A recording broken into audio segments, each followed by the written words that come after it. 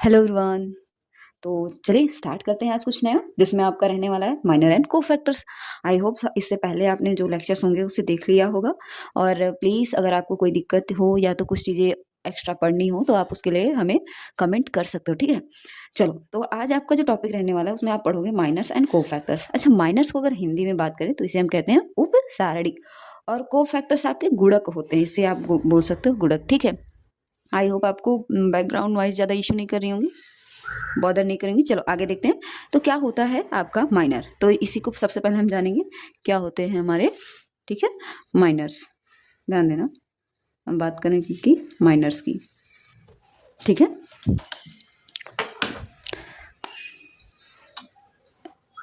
Okay, ठीक है। तो माइनर्स क्या होते हैं, तो जैसे हमारे देखो कोई भी हमारे पास क्या है, हमारे पास कोई भी एक डिटर्मिनेंट है, लाइक दिस 3 2 1 4 1 0 1 2 -3 1, ऐसा समथिंग है। क्या है, डिटर्मिनेंट है ना।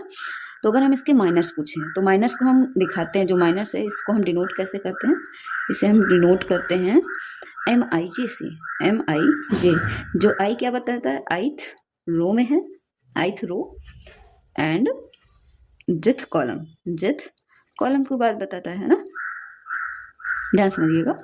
तो आपको अगर मैं कहूँ इससे पहले, चलो ये इससे पहले हम इसका जनरल फॉर्म अगर देखें तो जैसे मैंने कहा, एक हमारे पास डिटर्मिनेंट A बराबर क्या है, A11 A12 A13, ठीक है, A21 A22 A23, इसी तरह A31 A32 एंड A33। अच्छा, ये क्या बताता है, A11 मतलब ये पहले रो पहले कॉलम में है, A12 मतलब पहला रो दूसरा कॉलम, पहला रो तीसरा कॉलम, ऐसे 21 तो दूसरा रो पहला कॉलम, समझ पा रहे हो, ऐसे ही सो ऑन, ठीक है।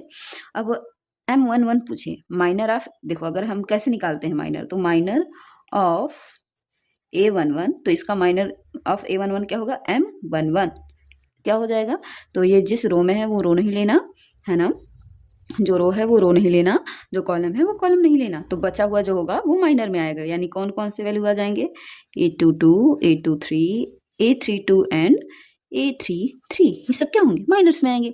इसी तरह आपको M22 की वैल्यू पूछे, M12, चलो M12, चलो बार बार ये लिखने की जरूरत नहीं ना, ठीक। M12 पूछे तो क्या हो जाएगा माइनर, कहोगे जो ये जिस रो में है A12 जिस रो में है वो रो नहीं लेना, जो कॉलम है कॉलम नहीं लेना, तो बचे हुए एलिमेंट्स को रखोगे तो आ जाएगा A21 A23 A31 and A33, ये सब क्या होंगे, माइनर्स होंगे। इसी तरह आई होप आपको अगर हम बोलें कि बताइए आप M13 निकाल सकते हैं, M21 निकाल सकते हैं, तो बिल्कुल आप सारी वैल्यूज यहाँ पे फाइंड आउट कर सकते हो, तो इसे एक बार ट्राई करना आप, ठीक है। ओके, क्लीन दिख रहा है। आगे देखते हैं। अब हम बात करते, तो ये तो हुआ आपका माइनर्स। आपको क्वेश्चन भी ऐसे पूछ लेगा, ठीक है, आपको एक जैसे ये दे दिया, मैंने कहा माइनर्स, माइनर ऑफ, मैंने कहा माइनर यहाँ से कि माइनर ऑफ A12 का माइनर क्या होगा, तो कहोगे M12 होगा। अच्छा, गिवन क्वेश्चन इसमें है तो 1 2 यानी पहला रो दूसरा कॉलम, तो पहला रो दूसरा कॉलम, तो कौन दो जिसमें है वो रो नहीं लेना, जो कॉलम है वो कॉलम नहीं लेना। तो अब क्या बचेंगे, तो आपके वैल्यू मिलेंगे 4 0 1 -1, अंडरस्टूड।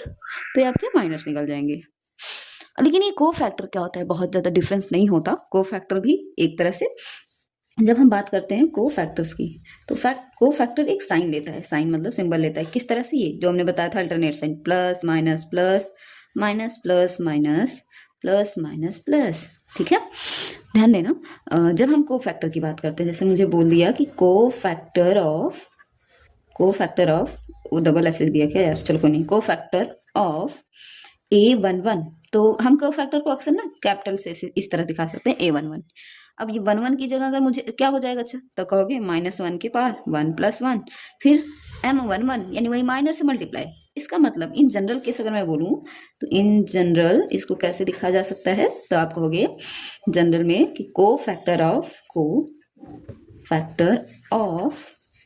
A11 इक्वल्स टू, इस तरह से 1 1 की जगह IJ लिखेंगे, है ना, AIJ इक्वल्स टू क्या हो जाएगा, अच्छा थोड़ा सा टेढ़ा हो जा रहा है क्या, तो AIJ क्या हो जाएगा, तो कहोगे -1 के पार I + J, फिर इंटू MIJ।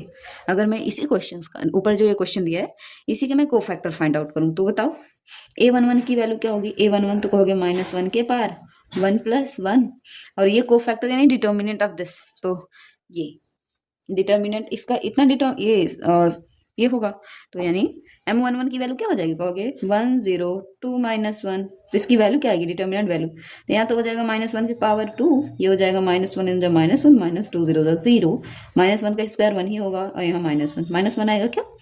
तो ये हुआ इसका कोफैक्टर। ठीक है, तो ऐसे ही आप क्या करते हो? कोफैक्टर फाइंड आउट करते हो।